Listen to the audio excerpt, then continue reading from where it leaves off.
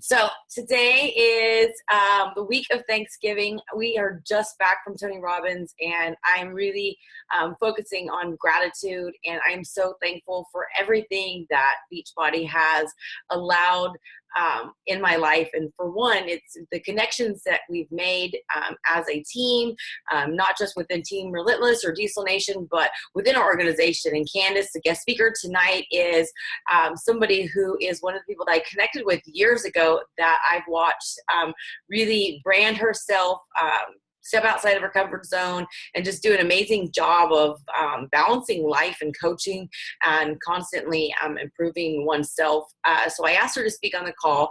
But for everybody I know some of the people are on here are not on the team, but are part of our organization, and some are not coaches yet. So some of it may make no sense, but this is for everyone watching the recording, just for the team call this week, is that this is the end of the year. And this is when most people start to take their foot off the gas because goals may seem out of their reach, or maybe like me, they seem so far out of reach in the beginning of the year that I just coasted.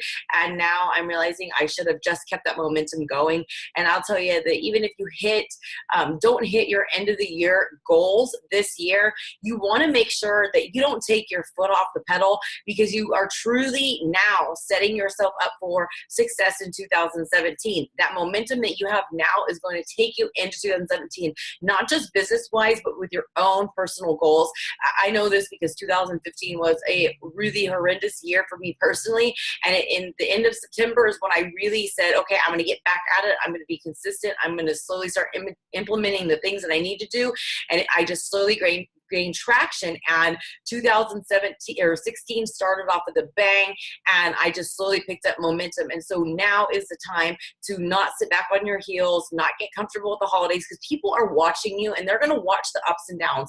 And I'm going to be completely honest and transparent, is that I talked to some ladies a couple months ago when I ran a free clean eating group, and come to find out they actually had a coach of their own.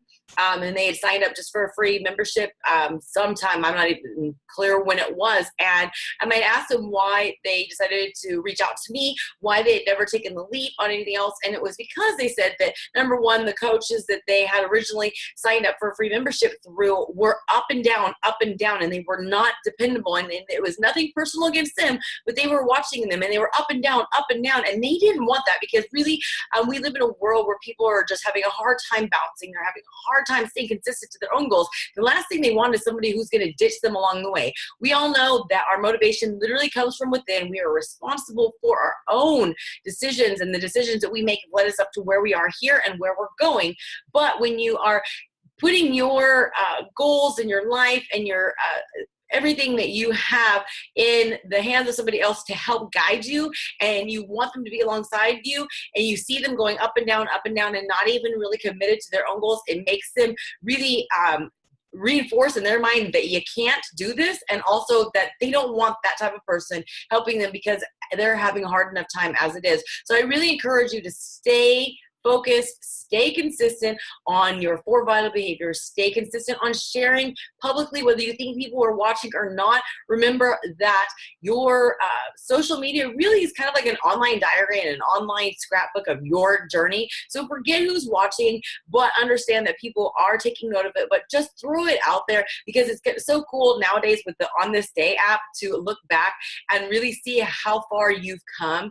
And so really use social media as just your own way of sharing your journey, and hoping that you'll have people along the way join you because of what you shared, the good, the bad, the ugly.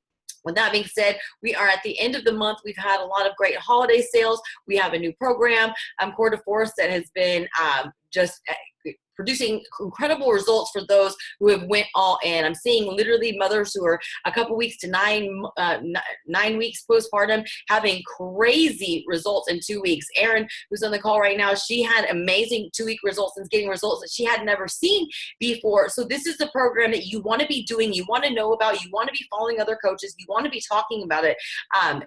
you can ride the momentum of this year all the way into 2017 using these results of your own and of everybody around you who are doing the program. So make sure that you're taking advantage of this. Don't stop and don't give up. Keep going, because literally I've seen coaches who have pulled Success Club off in the last week of the month, the last day of the month. And it's really because they have been committed to helping other people, and they go out and make it happen until their dreams have come true. So with that being said, I am going to introduce our guest speaker. We have Kandace Rogers on the call today. She's not part of Team Relentless, but we have been, like I said, friends since she first started as a coach in July of 2014. I had the ability to meet her when I did a training in Northern California in, I think, February of 2015. And she drove down by herself, really didn't know anybody, but sat there, and I watched her soak up all the information, and I watched her take what she learned and take what we are taught through corporate, through the National Wake Up Call, through her sponsor. And she has the same resources available to you, but I've seen her thrive as a coach, and she has a great presence on social media.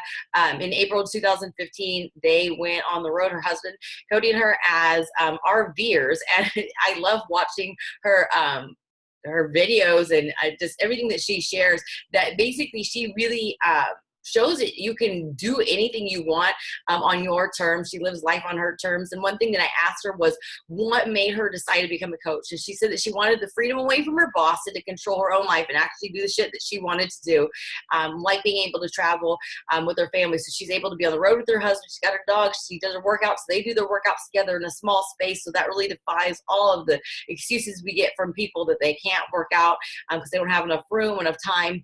And I asked her to what her biggest struggle has been as a coach. And she said that it's knowing that she's enough and that she's a constant overachiever, that it tends to associate her worth with her achievements, but doesn't at the very end like to be recognized for her achievements because she still feels that it's not enough. And I think many of you can relate to this. I can as well. So I think that I always try to share the struggles of the coaches we have on the call, because you're going to hear great content from them, and I don't want you matching yourself up to them thinking like that they have it so easy, that they haven't ran across any struggles. So sorry to throw it all out there for you, Kandace, but anyways, I'm gonna turn it over to you. I'm gonna mute myself. And cool is that when I first became a coach, Mindy was one of the first coaches that I followed. My coach kind of knew my no BS attitude, and she was like, okay, follow Mindy because she's no BS and you'll totally love her.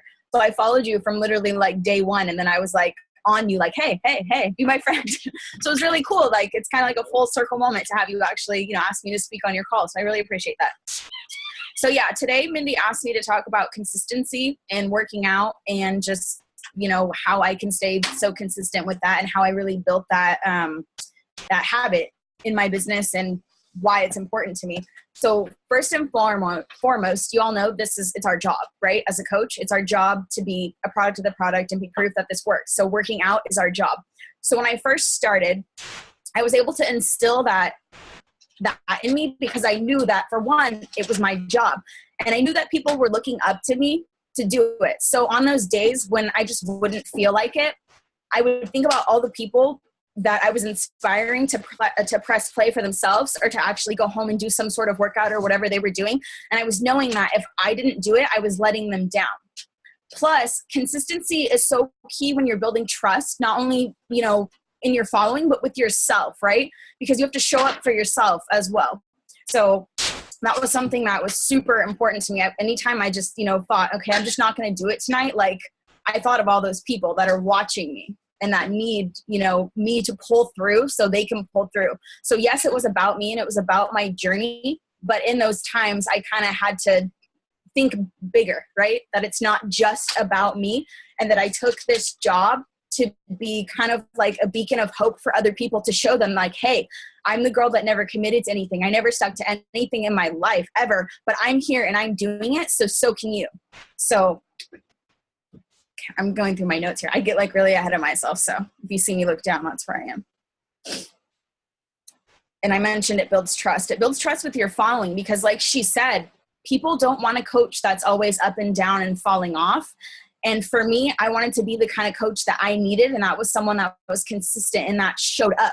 Someone I knew I could count on. If people can see me consistently showing up for my workouts, I knew that they knew I would be disciplined and they could count on me. So like she mentioned, how when people are going up and down, they're not going to think of those people in the times when they want to start their journey. They're going to think of someone that was around, someone that was consistent. I wanted to be that person because I wanted to make this business, you know, big and successful and help a shit ton of people. And that's how I did it. So I shared my struggle every time I worked out. I used my social media as a public, kind of like a journal, really, honestly. I mean, and that's kind of what we do as coaches, but to hold myself accountable, I found that just literally giving a review of my workout that day was like the best way of being like, hey, it was day 2 of 21 and, you know, I only did 2 push-ups and that kind of sucked, but like, I'm going to do better tomorrow and I feel good and I'm glad I did it.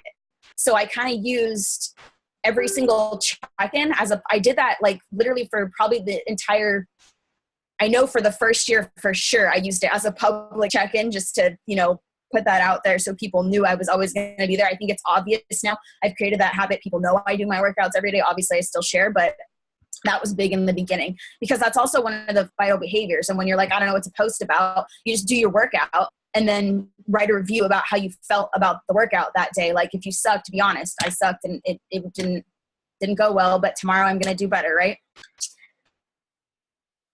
Something that really changed the game for me was sharing the struggles. I know a lot of people like try to shy away from that because it's not super popular, but that's the way that people really relate to us. And like, let's be real, the workouts are hard. And I know even today people look at me and they're like, oh, but it's easy for you. And I'm like, no, it's not. Like, you should see me. That's why I share my videos and I share like when my husband and I are doing them and when I mess up and stuff, because it's still just as hard. Yes, I'm stronger, but it's still just as hard.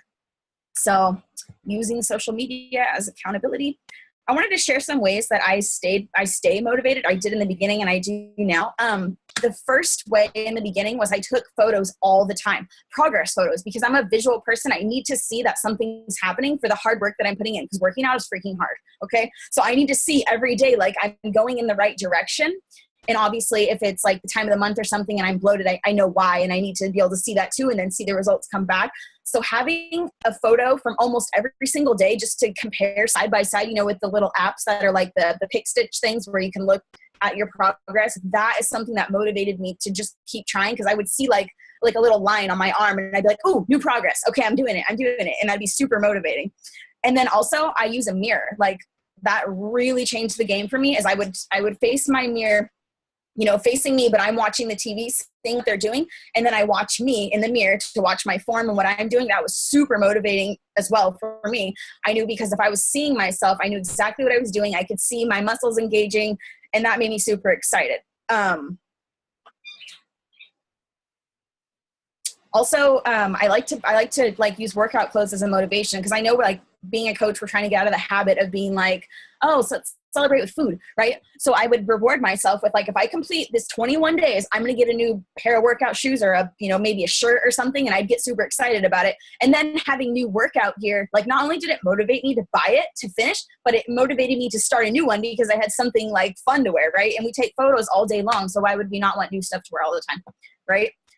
I love that. Obviously I have a closet exploding right now in the RV full of workout clothes because there's no room because I keep buying them because I keep rewarding myself. But like, hey, I'll take that over like all the other bad stuff I used to do to my body to reward myself. So like drinking and cupcakes and all that. I'm a no excuses type person because I started my journey working out and I want to say it was literally a 4x7 space next to my bed. I rented a room in someone else's home. So I wasn't even in my home. I didn't have a living room. I wouldn't go outside because half the time it was freezing or dirty. So I started my journey literally doing my workouts next to my bed in like this dinky little space. So I was modifying a lot because I didn't have space. I was kicking shit. I broke stuff all the time, you know, knocked stuff over, but I kept going. I just did my best. Yeah, those workout videos. Yes, I know you remember those workout videos. Yeah, and they were literally next to my bed. And I show people, I'm like, I don't have space, but I'm still going to try because, I mean, let's be real, like the majority of the results are from the kitchen anyways. And I mean, once we can get that clear to people, you know, just do your best during the workout, right? So yeah, no excuses. And now I'm in an RV. So like we went from a bedroom where I was doing my workouts in a 4x7 space to like, I'm doing them in my dining room / living room / kitchen, literally. So like, and next to someone else. So we're like always bonking heads and stuff. So like, you can do it anywhere. Like there's no excuse. And then getting up at 4 a.m. Like you guys can do it if you want to do it. I literally think I blew through all my notes. So one of the biggest things that motivated me, like I said, was knowing of all the people that are watching me and counting on me to do it. And in a way, I felt like by me pressing play and by me doing my workout and sharing my accountability and checking in, I was instilling like that belief that someone else could do it within them, because they would watch me and then they'd see me struggle and they'd be like, if this girl can do it, so can I. So it was kind of like me passing the torch. And I felt like that is our job as a coach, right? Like that's our job. Like we can't not show up and do a job and then expect to get paid, right? So it was kind of like a no-brainer. Plus I had a what is it called? My why. Like I would jump through a burning building for my why. I wanted to live with my husband, and I knew that doing the 4 vital behaviors was going to get me there. So it became non-negotiable, right? So for people struggling committing to your workout, I would have to ask you, like, is your why strong enough? Because I would do anything to live with my husband. I was so miserable. I was sad. I was depressed. I was alone. He rented a room. I rented a room, different towns, and I was like, I will jump through a burning building for that why. So when I don't feel like working out and I got home at 10 p.m. because I put it off all day, I'm going to do it because it's my job and, I want to live with my husband. And I would always weigh my why against that as well. That was huge for me. So I feel like digging deep for the why and making sure that it's that super emotional driving force really changes the game. Like it's not an option anymore when your why is so strong. It's not an option anymore to just skip it. And then the biggest thing for me is showing up for myself builds so much confidence. And do you know how proud you feel once you accomplish something, something, especially something like a workout program? Like they're hard. Like, let's be real. They're still hard for me. And so when I complete 21 days, I'm like, I did it. And I feel awesome, right? I'm not perfect. Like, let me say, like, I have missed days. I have owned it. Like, hey, I sucked. I missed it, but I never gave up and just quit, because we can't fail unless we just literally quit or don't try. So that doesn't mean I didn't miss the day, and I don't miss days. I do, but I'm human, and so are you, and it happens, and life happens, and all that. I don't know where I was going. Oh, the confidence. Like it builds my confidence, and it's so important to me because I was the girl that had none. And I never want to be that girl again. And I know what it's like to be on the far end of the spectrum from where I am now, and I don't want to go back there, and depression and sadness and stuff. And I know that working out helps that. Not only is it part of the job, but it literally makes everything else in our life more enjoyable, and it makes us nicer people and all that. I wanted to share a couple of points because I'm reading the 12-week year right now. It's a really awesome book, and they talk about commitment. And they said when you're interested in doing something, you do it only when circumstances permit. But when you're committed to something, you accept no excuses, only results. So I think this goes along with finding your why, of why you're even doing this business. Because once you have a super motivating, powerful why, you will do anything. And that's those vital behaviors. You will work out. You will do any workout program. Like I did it in Sandy Max 30, I think it's my second program as a coach. And I was like, I'm probably going to die. But I did it anyways, right? Like, and it was freaking hard. And every day, 3 minutes into that workout, I was like, I want to freaking quit. I shit you not, every day. And it was like 60 days. Like, it was so hard. But afterwards, I was so, seriously, go Paul, it's hard. I was so proud of myself. Like, I modified so much through that program, but just because I committed and I followed through and I did it, like, I feel like I could do anything after that, right? I showed up for myself. And I wanted to share 4 key points from this book as kind of my closing, which is the first one to, this is about commitments. Staying committed and finding your reasons. The first one is having a strong desire. So like the why, your strong why. And that was for me to live with my husband. So in order to fully commit to something, you need a clear and personally compelling reason, your why. And then the second point is foundational actions. So once you have your why or your desire, you need to identify the core actions that will produce the results. These are the vital behaviors, right? So working out, doing, personal development, all these things that we do. And then the 3-point is to count the costs. I know sometimes people commit to things before they realize what it's going to take to commit, right? So you have to realize that commitments require sacrifice, right?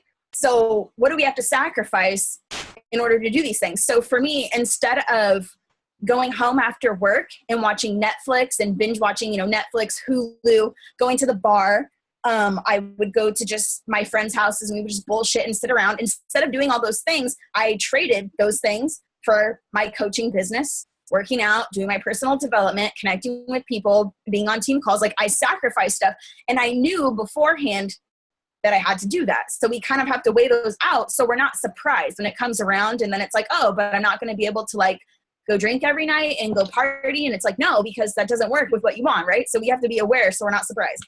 And then the last point is act on commitments, not feelings. And I love this one because we're never going to feel like it. Like I was just telling my husband the other day, it's like 4 a.m. And I'm never going to feel like working out at 4 a.m. Never. I'm never going to just actually feel like working out, to be honest with you, because I just don't feel like it, but I do it anyways because it's my commitment, which is my goal, which reverts back to my why, not how I'm feeling. Because if I always went off how I was feeling, I would never accomplish jack shit because I'm never feeling like it, right? Like some days are better than others, of course, but I think that's a super, super important point. And a key point in this book, it says, it is during these times that you will need to learn to act on your commitments instead of your feelings. If you don't, you will never build any momentum, right? So true for success in this business. Like we're never just going to feel like it. Just like posting on Facebook. Sometimes we just don't feel like it, but we do it anyways because it's our job. Our commitments ultimately shape our lives. And again, following through on commitments builds self-confidence. That's a huge deal for me. Yeah, I just blew through everything. Anything else you want me to touch on? So I have a couple questions before we open up to Q&A. So number one, like, because this has been something that's been a struggle for myself.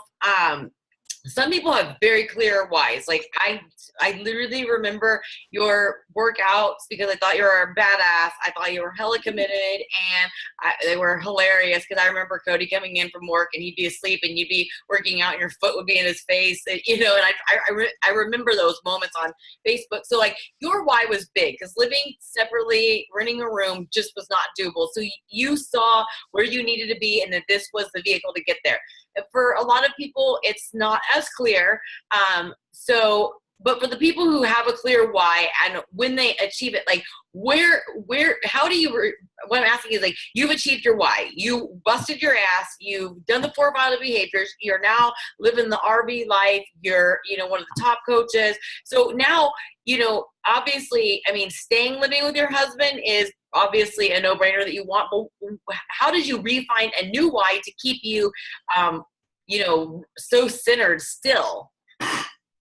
And you know what? That's a great question because I was just telling one of my coaches today that we achieve these crazy things that we never thought possible as a coach. And then once they happen, you're like, oh shit, like I just did that thing that I never thought I would be able to do. Now what? And so like my why is always constantly evolving. And actually right now I'm still working on developing like my new why. But what it goes back to is me thinking what pisses me off about my situation right now. Because back then it was not living with my husband. And that's all I really cared about. I didn't care about our debt and our bills and all that.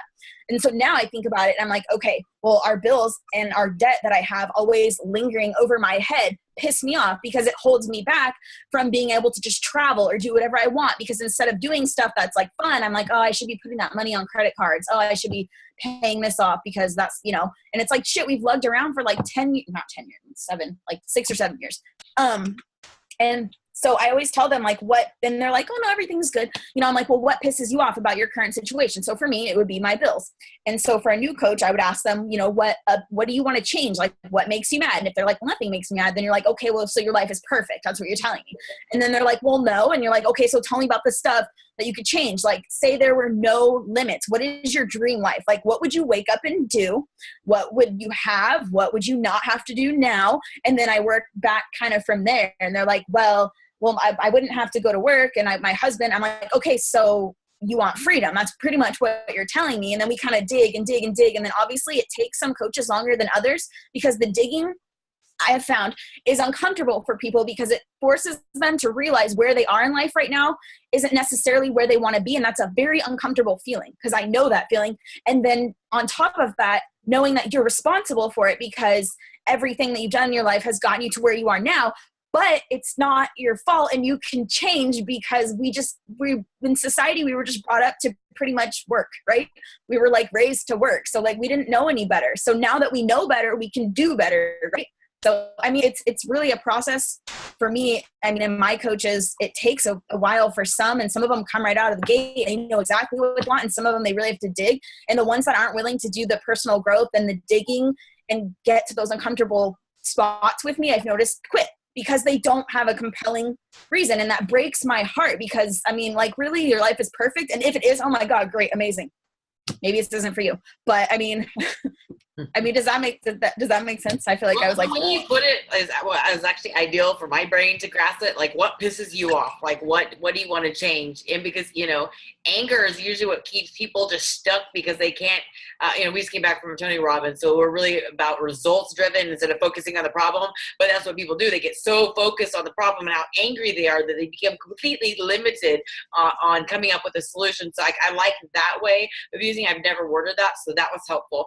My next question is that I remember when you came in as a coach, I know that your why was compelling. You knew the 4 vital behaviors, but like, what made you go all in? Because literally I see coaches that reach out to me from across the network, and I've had this for 5 years of being a coach, or 4 years of, my being somewhat successful, or people ask me this, but, people come to me like, I'm not, hitting Success Club. I haven't ranked advanced. I'm not, making income. I'm not this, I'm not that. And I always ask them, how's your fitness? Are you drinking your Shakeology? Are you doing personal development? Are you doing a personal development book that really helps you get past whatever your limiting beliefs are? I ask them if they're going to, getting on team calls, the National Wake Up Call, if they're, participating in any training, if they're going to Super Saturdays. And most of the time they're doing about a tenth of that. And it really it shows why people don't stick with this. And everybody has their different reasons of why they say they don't. Well, what made you decide to go all in or see the benefit of these things? Because so many people they will literally, I would say like 2 to 3% of their time they'll put into learning about coaching, but they want this 100% results like in a short amount of time. So what I guess advice do you have for new coaches, or what can you share that made you decide to go on? Because I saw you go all in.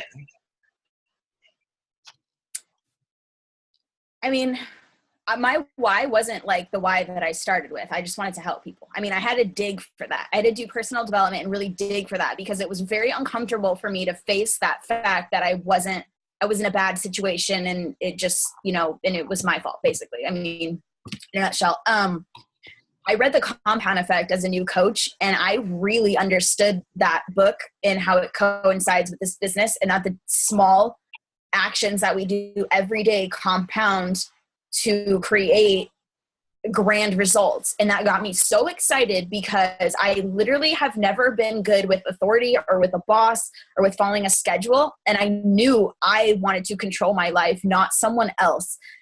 I don't know if you recommend The Compound Effect, but I feel like that was my game changer. When I wish that I had like some special secret to be like, and then I did this, and here's the magic pill, and now you'll go all in, because that would be awesome, right? But like, I literally saw this opportunity for what it is, which is a gift. And then I stopped giving a crap about what people thought. I remember the time that you posted your picture of you in our matching China doll bikini, and people kept reporting you and saying, take it down. And you kept putting it up, and then like made like a ton of them. And I was like, I like this girl because she doesn't care what people think, and she does whatever she wants. And I realized this is a business where I can be 100% me, and nobody's going to fault me, but I'm going to find hella other people that are just like me. I mean, I don't know what a good answer for that is, other than like, I just understood that I wasn't happy where I was and I wanted freedom.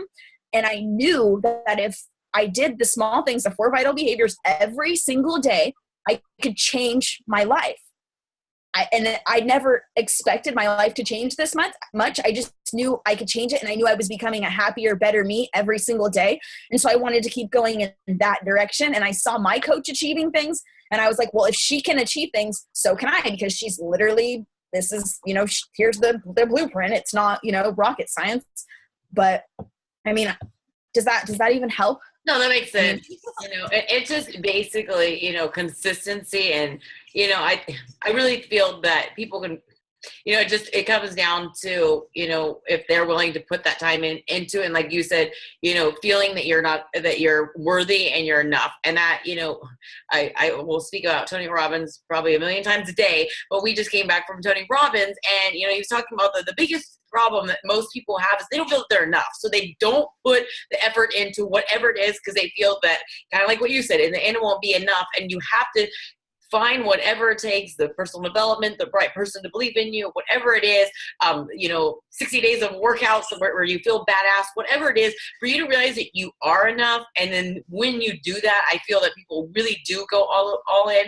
But, it is tough, like you said at the beginning, the workouts are tough, the balancing act when you're trying to, get to a certain goal, and it's any goal that anybody has, business-wise or fitness-wise, there's that one point where you're like, I just don't think I can do it. And if you can just get over that hump, success is literally right around the corner.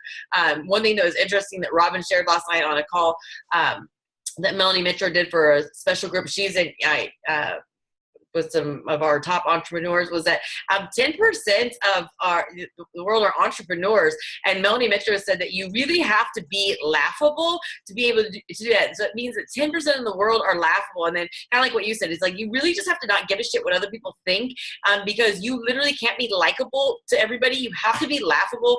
And that's not laughing at yourself, but you have to understand that people are going to laugh. Like, I think of my first hater who was so ugly, so ugly to me. And it was devastating at the time, coming from who I was then.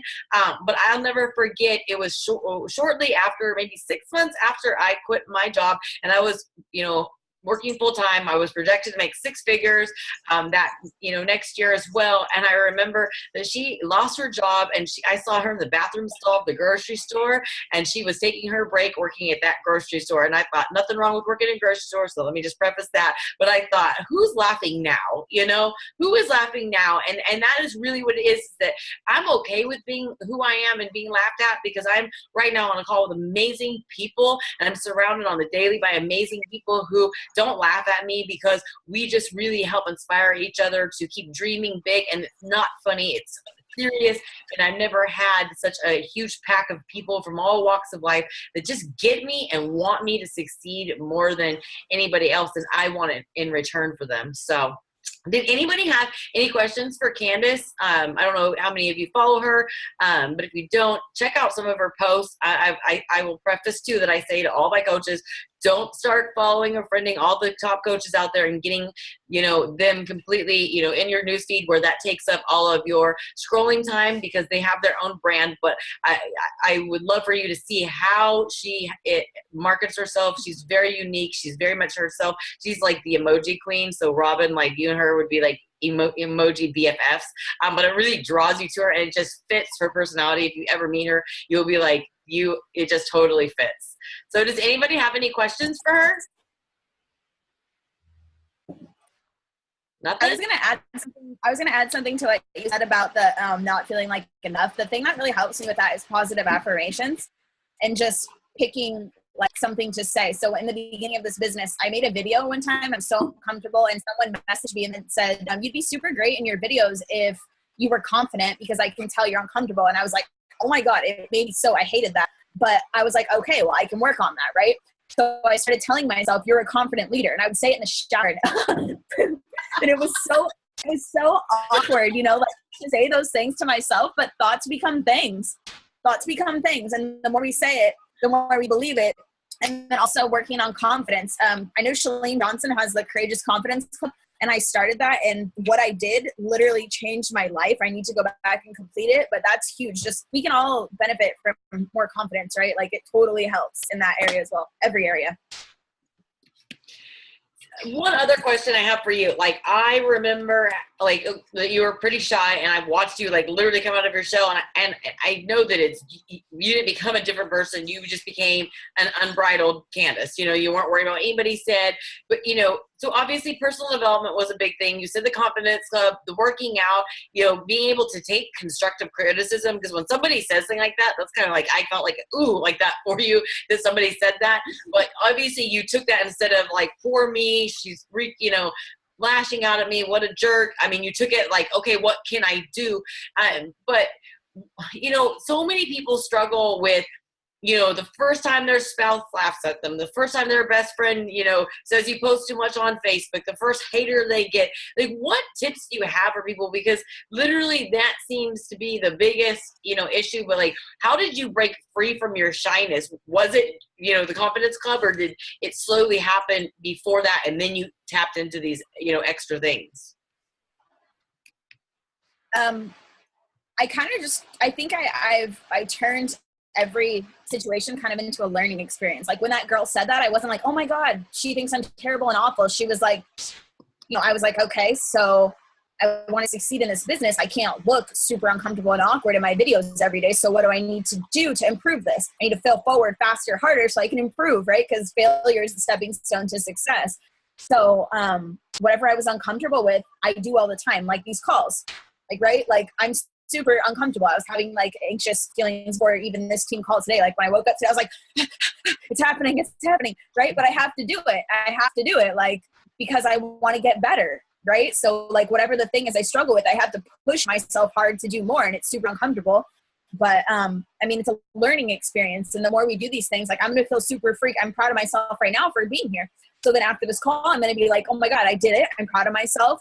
She said, I did great. Cool. I didn't look super awkward or whatever, or maybe I did. I don't know. But it builds confidence again. I mean, I don't even remember what your question was, to be honest with you. You answered it. So does anybody else have anything else? Comments, questions, anything? Hi, Mindy. Hi, Robin and Notepad. What question do you have? First of all, I want to say thank you. Even though I was 15 minutes late, I got a whole page of notes. I'll go back and watch the first 15 minutes. I love your poop emoji pillow. I literally told Mindy last week that I think people that don't use emojis have no soul. So we know you have a lot. So you mentioned the compound effect, and maybe I missed this part, but is there any other books that you recommend for people? And what was the name of that Shalene confidence thing again? The Courageous Confidence Club by Shalene Johnson. I'm not exactly sure. There's a couple like freebies that you can like peek into it, but I know it's like a membership thing, and for the life of me, I have no idea how much it was, but I would tell you that it's totally worth the investment. It's a PD and it's a business write-off. I have it in the team page, Robin, under the file section, my login information. Oh. I don't think you're perfect. I got it from my upline. Go us, right? Yay. Yeah, go upline. I don't share it, but I share it with my team because whatever. But yeah, it's under there, the Courageous Club and the Instagram Impact Academy. So that's the thing is like all of my coaches on my team and downline, they literally have every chance to succeed because I have every, like my personal development files, everything out there. And that's why I tell everyone is you're going to succeed if you're going to succeed because we all have access to the same stuff. Yeah. Another book that I really like, I don't really know if you have a lot of introverts or I see you seem pretty extrovert to me, but a lot of my people only because I'm vibing with you and Mindy's my best friend. So yeah. I really like the Introvert Advantage. Like I learned so much about myself. Advantage. Yeah, I learned so much about myself in that book. Like game-changing things. Like that finally made me be like, wow, I am not a weirdo or creep or antisocial or overly shy. Like it literally helps me understand, right? That book, obviously You Are a Badass, which I'm probably pretty sure you guys already know, everybody and their mom does. The Compound Effect, the Slight Edge is kind of a more advanced book. It goes with the Compound Effect, but it's really good to understand this business, I feel like. Those are my personal favorites right now. Okay. And I will leave after this. Everybody else on my teams know this, but I have to tell you, you're now 3 degrees from Darren Hardy because my husband grew up with him. So you're welcome. What? Yeah, my husband grew up with Darren Hardy, like they were friends. So that's crazy. To him now. You're welcome. I always forget about that. That's yeah. All right. Well, that is all I have, Kandace. You rocked. It's been amazing watching you grow, and I thank you so much for sharing everything with your team. So I'm going to implement something on every team call, so you'll have to bear with me for the people that are part of your team that are on here. I hope you participate, but this is something that we picked up at Tony Robbins, and we are like, have this little Tony Robbins little cliquish thing going in group message. I've taught my kids this, several other people who went and taught their children, but it's something that we learn, and every day, some of us have alarms on our phone that we stand up, we look at ourselves in the mirror, and we say, I freaking rock. So I want everyone on the count of the 3, now don't say Mindy, but say I's in yourself. I freaking rock. All right? Ready? 1, 2, 3. I freaking rock. And then now go shake your ass when this is over. That is something that we learned too, that, you know, we get in a state that really sometimes paralyzes us when you get up and you change that state and you get your body moving, you get your heart rate going, you get your mind. When you're having fun, you can pick up things so much better. But shake your ass every day. And I literally love Tony Robbins and his partner, well, not partner, his business partner, Joe, which is Robin's BFF. They taught us that about shaking your ass. So make sure every day you shake your ass. Monica, who's on the call, she got on our last call last week where we kind of did a recap of it, and she instituted that the next morning, early in the morning with her kids, sent me a video, and I love seeing that because it started her morning off right with her kids, and I hope that you guys start doing this and that you remind yourself too that you are enough and that you do freaking rock, and then I hope that we see you next Tuesday. Kandace, your team is always more than welcome to join our calls, but next Tuesday we're doing a recap part 2 of Unleash the Power, and because I wanted to share with everybody that, it's so easy to come from an event and ride on that high for those first couple of days, but I want to show you guys what we've been implementing, the growth that we've had several weeks later, because we're going back in March in LA, many of us new, and some of the people that went originally, and I want you guys to see that it is something that you do deserve, that is something that needs to be on your bucket list, maybe not in March, but later on. And also the following week, the first weekend on Tuesday, we are having Amy Silverman on as a guest speaker as well. Her and I are going to be talking about our sobriety because it's really kind of swept across the coach organization and helped a lot of people. And we have a lot of sober sisters on our team now. But I really thought that this would be great for anyone who's struggled with their any alcohol or drug issues in the past, or are reevaluating where it holds, a place in their life, or just want to hear Amy's story and some tips from us on sobriety. So anyways, thank you, everybody. Have a great night. Kandace, you rocked, and everybody else, you rock as well. See ya. Thank you. Bye.